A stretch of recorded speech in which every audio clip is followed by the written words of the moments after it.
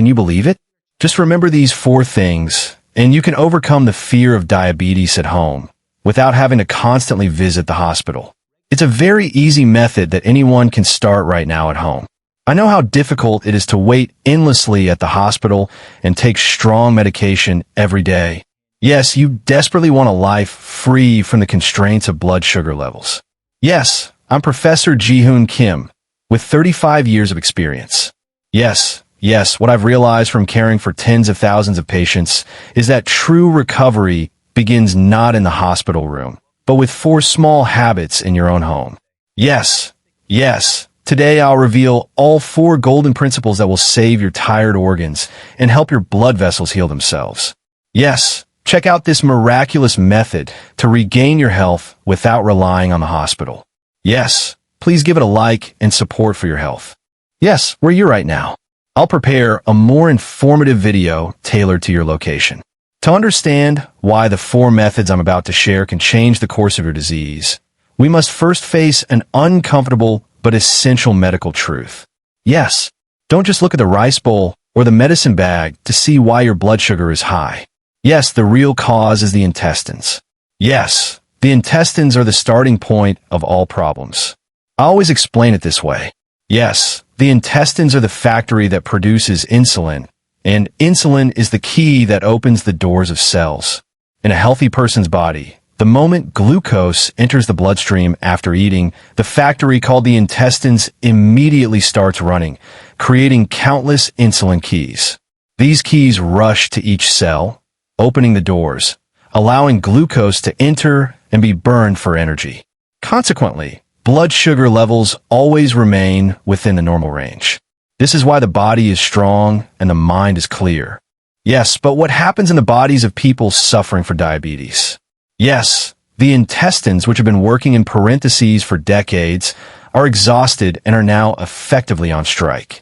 Yes, the factory is sick and they can't produce enough keys, or even if they do, they rust and can't open the doors. Yes, so the doors of the cells are tightly shut and glucose, with nowhere to go, accumulates in the blood. Yes, this is why blood sugar levels rise. Yes, what the iron did was while the blood is overflowing with sugar, the cells are actually you're always tired and your legs feel weak because you lack energy. Yes, and in this situation, if you keep pushing medication and forcing sugar processing, your intestines will deteriorate even faster. Yes, that's why I'm not talking about increasing your medication today. My promise is clear. I'm going to teach you how to revive this exhausted intestine factory in 4 very simple ways you can do at home. Yes, warming your intestines, supplying oxygen, and giving them real time. That's all there is to it. Once the factory starts running again, the key will naturally form, and your blood sugar will drop to a safe level without you having to force it. Now, don't you want to know how to reopen this factory? If your intestines are a factory, what's the switch that turns it back on? Yes, I'll say it firmly. Temperature. Yes, it's so simple that everyone misses it, but medically speaking, your intestines are one of the most cold, vulnerable organs in your body. Yes, your intestines are hidden deep in the back of your stomach. The moment your stomach gets cold, the surrounding blood vessels constrict as if freezing. As a result, the key, called insulin, created in the factory, becomes trapped inside, unable to come out. Yes, I take medication and eat. If you ask why your blood sugar keeps jumping, I'll first answer, are you warming your abdomen? Yes. So the first prescription I give you is abdominal heat. Yes, the method is very simple. Take an electric compress, a hot water bottle, or another towel, and place it above your navel, below your solar plexus. Yes, that's the golden spot, closest to your intestines. Yes, the most important time is 20 minutes after dinner. Yes, and as the blood vessels that were frozen during the day warm up, they gradually open. Just like a factory door blocked by ice melts, the insulin trapped inside suddenly flows out into the blood vessels. And at that moment, it captures the glucose just ingested from the meal and begins to push it into the cells, thus abruptly cutting off the so-called post-meal spike in blood sugar. Yes, this isn't a miracle, it's a physiological drug. Yes, without pushing the drug in harder, the temperature alone makes the insulin do its job. Yes, it's more effective than one expensive drug. Water bag, here's why you need one first. Yes, but remember, just opening the door won't fully revive the factory. Yes, it's time for oxygen and fresh blood. Yes, so the next step is to move your feet, a strategy to revive your feet. Yes, I'll clearly explain why soaking your feet saves your intestines. Now that you've warmed your belly and opened the door to the factory, the next question is, how do we supply the fuel and oxygen to actually get the factory running again? Yes, if you look at the bodies of people with long-term diabetes, there's one thing in common. Their blood isn't flowing cleanly, but rather sticky like honey, preventing it from carrying enough oxygen to the most important organ, the intestines. Yes, I'll put this very bluntly in medical terms. The intestines can't breathe. No matter how much you open the door, if oxygen doesn't arrive, the factory will shut down again. Yes, that's why you need a powerful, yet drug-free, natural pump, a foot-based shunt pump. Yes, the key here isn't simply soaking your feet in hot water. It must be you need to use hydrotherapy, alternating between hot and cold. Yes, preparation is simple. One is warm water, around 40 degrees Celsius. It should be warm enough to feel warm when you put your hand in it. The other is lukewarm water, around 20 degrees Celsius, straight from the tap. Yes, first, soak your feet in warm water for 3 minutes. This will open the blood vessels in your feet and legs, causing blood to rush downward. Then, immediately move to cold water for 1 minute. The momentary cold stimulus constricts the blood vessels, forcing the blood that had just pooled upwards towards the abdomen with strong pressure. Yes, repeat this 3-minute warm, 1-minute cold rhythm 3 times, always ending with warm water. Why is this process important? This powerful current pressure created by your feet acts like a pump, delivering fresh, oxygen-rich blood directly to your longest cells. The cells that were dying one by one, suffocating, will be reborn the moment they receive this oxygen. And remember, once your cells are alive, don't force them out. Even without it, it begins to produce itself. Yes, this is not a trick to temporarily lower the level, but the most sustainable path to recovery that revitalizes the body's fundamental functions. When these two things, warming the abdomen and drawing blood to the feet, are the foundation of all things, the urethra can finally begin to breathe again. If you wake up 3 or 4 times a night to the bathroom, your feet are as cold as ice, and you wake up in a daze, as if you've lost your soul, then the story I'm about to tell you is a lifeline. This simple exercise of alternating between warm and cold feet doesn't just revive the urethra. The warm current created by your feet rises upward, benefiting the kidneys and bladder. If your kidneys are cold, they won't be able to concentrate urine at night, causing you to keep waking up. But the moment your kidneys warm, they won't produce unnecessary urine at night.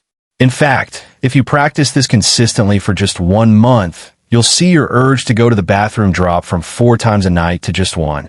Or you'll even have a day where you sleep soundly until morning. The reason you wake up with warm feet and a clear head is simple.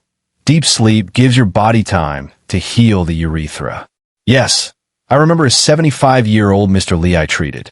Yes, his eyes were completely dark from going to the bathroom 5 times every night.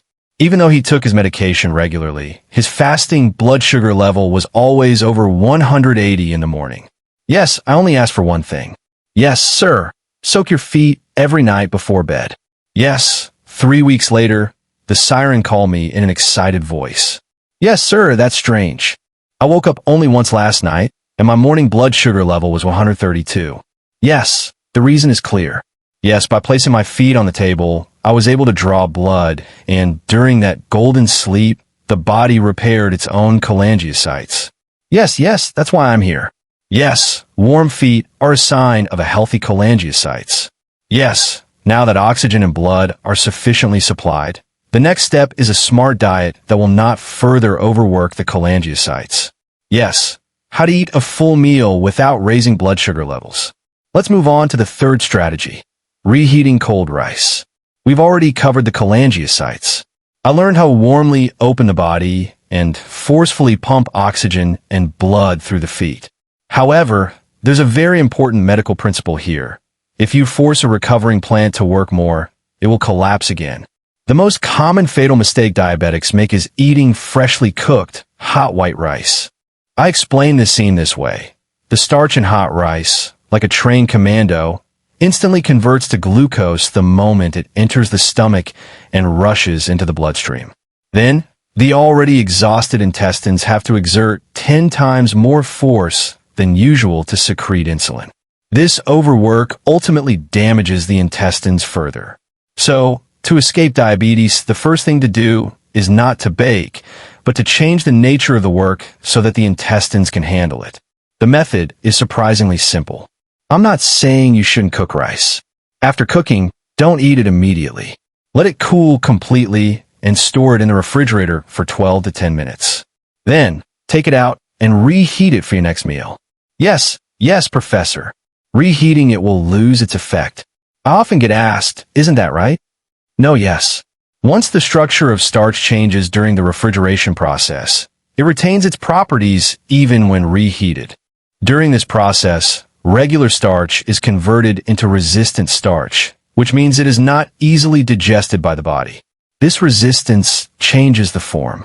Instead of being rapidly absorbed as glucose in the small intestine, it slowly expands the intestine like a fibrous cord, reducing the rate at which it enters the blood sugar to less than half. As a result, the intestine can breathe and secrete insulin slowly and stably, and blood sugar levels no longer spike like a roller coaster. Yes, I call this a blood sugar shield. Yes, it's the only way to give the intestine a rest while eating a full meal. Yes, the way to save the intestines lies not in extreme restraint, but in the wisdom of changing its structure. Yes, we now know the key to a diet that doesn't harass the intestines. If you follow this method consistently for just 1 month, your blood sugar graph will take on a completely different appearance. Yes, what was your blood sugar until now? It was a literal roller coaster, rising to 200 after eating rice, then dropping suddenly enough to make your hands and feet tremble. Yes, the reason it's dangerous isn't because it's high, but because it fluctuates rapidly. However, if you develop the habit of eating cold rice, the situation changes. Thanks to the blood sugar shield called starch, postprandial blood sugar levels no longer rise. Instead of spiraling vertically, it moves only as gentle ripples. You'll see your blood sugar, which had been like a rough ride, stabilize like a flat lake. And then comes the clearest sign of victory. The inexplicable craving for sweets disappears, and your so recalcitrant fasting blood sugar, or fasting glucose, begins to slowly decline. And when the number 180 drops to 150 and finally 110 milligrams of perdiculite, it's no coincidence. That's proof that your chojang has regained its dominance. Eating a full meal without your blood sugar spike isn't a miracle, but the result of science, resistant starch. Having reduced the burden on your chojang during the day, the final step is to create time for it to repair and maintain overnight. And what role does darkness play in lowering morning blood sugar? Now, let's begin the fourth strategy, sleep and light. Now, the way to keep your chojang alive during the day is all locked up. Open it warmly, push oxygen in, and reduce the burden of food. Yes, but doesn't end here. Yes, there's one last, most crucial piece of medical science left. Yes, chojang needs to rest as well as eat well to recover. Yes, I believe most patients miss this point. Yes, and just as a machine that's been working all day will eventually break down if you keep it running at night, chojang also needs maintenance time at night. And this maintenance shop only operates under one condition, complete darkness. When you go to bed, even a small night light, a street light filtering through the curtains, or even a faint glimmer of light on your phone screen, your body mistakes it for daytime. Yes, at that moment, chojang misunderstands that he still needs to work and can't enter recovery mode. Yes, so I'm making it very clear. When you go to bed, always turn off all lights and close the curtains completely. Yes, this isn't an option. It's part of the treatment. Yes. In addition, there's one more important rule. A complete fast from midnight until midnight the next morning. During these 10 hours, Choi Jang is turned off and only performs maintenance. This is because a hormone called melatonin is secreted in the dark. Many people simply think of melatonin as a substance that helps with digestion, but medically, melatonin is a top-notch technician who repairs damaged cells. It repairs the longest cells damaged by daytime blood sugar fluctuations, one by one overnight. When this process begins to function properly, your most stubborn blood sugar level, your morning fasting blood sugar, drops noticeably. Yes, this is a change you can confirm with numbers, not a feeling. And as a bonus, recovery follows. For those who have always experienced numbness and tingling in their toes, and for those who have experienced blurred vision, this is the result of sugar blocking microscopic nirvana. If you adhere to all 4 principles for about a month, your blood will be purified and oxygen supply restored, and you will feel the sensation in your feet and your vision clearer. This is not a simple improvement, but a sign that you are moving away from the worst complications, amputation and blindness. So, I have this final message. Darkness is not a cure. However, darkness is a condition that allows for recovery. One night light, one late night snack can destroy that condition. Yes, the 4 things I mentioned today are scattered. It's not a ghost. It's a complete recovery system that interconnects and revolves around one another. And if you keep this circle, Choi Jang will begin to function properly again. Now, I know you'll want to put the 4 principles I've outlined into practice right away. However, as a doctor and someone who has personally witnessed countless tragic cases, I must first give you a life-threatening warning. Yes, this first story in particular is what concerns me the most. So please remember this even if you forget everything else. Yes, diabetes is a silent disease. Yes, it doesn't just raise blood sugar levels. One day, alcohol steals away the feeling in your feet. Yes, many people who have known diabetes for a long time have already lost the ability to properly feel heat and cold in their feet due to peripheral nerve damage. This is dangerous because just as stepping on a sliver of a toenail or a piece of scallion doesn't hurt, they may feel fine putting their feet in hot water. And this is precisely where accidents occur. The moment you dip your foot in water and think, this isn't hot enough, the actual water temperature may be 60 or 70 degrees. And the result can be serious burns. Infection can even lead to necrosis. Yes, so I firmly state this. Never, ever check the temperature of water with your feet. Yes, always use your elbow when checking the temperature of water. The skin on your elbow is thin and sensitive, so you can immediately sense dangerous temperatures. Yes, the safest way is to ask a child or family member to fill the water for you. Yes, and remember, the temperature we want is not cold water. Yes, and the temperature that feels warm when you put your hand in it. About 40 degrees is more than enough. The idea that hotter water is more effective is completely wrong, and that one misconception can threaten your feet and life. Safety is more important than treatment. If you just follow this principle, you're already halfway there. This point must be addressed. Many people ask me this, Professor, if you reheat cold rice, doesn't that remove all the blood sugar fighting properties? Yes, to get to the bottom of it, no, not at all. Yes, after refrigerating rice for 12 to 10 minutes, the starch has already changed its structure once, becoming resistant starch. It will be redetermined. Yes, this change is not a temporary phenomenon, but a structurally stable state. Reheating, it will not return it to its original fast-acting starch state. Yes, that's why I strongly recommend that you do not eat it cold. Always eat it warm. Yes, the stomachs of the elderly are sensitive to cold stimulation. Forcing yourself to eat hard, cold rice will damage your stomach before your blood sugar. Whether it's in a microwave or a steamer, heat the rice until it's soft and warm.